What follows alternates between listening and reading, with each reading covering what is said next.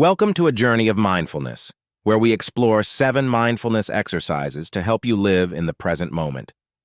First one, mindful breathing. Focus on your breath, count your breaths, and be aware of your breath going in and out. Second one, gratitude practice. Take a few moments to think of something that you are grateful for, and really let the feeling of gratitude sink in. Third one, positive affirmations.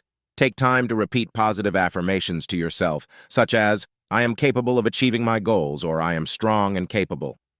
Fourth one, gratitude practice. Take a few moments to think of something that you are grateful for and really let the feeling of gratitude sink in. Fifth one, body scan. Focus your attention on different parts of your body and notice the sensations as you move through each one. Sixth one, observe your thoughts and emotions. Notice your thoughts and emotions without judgment and be aware of how they are impacting you.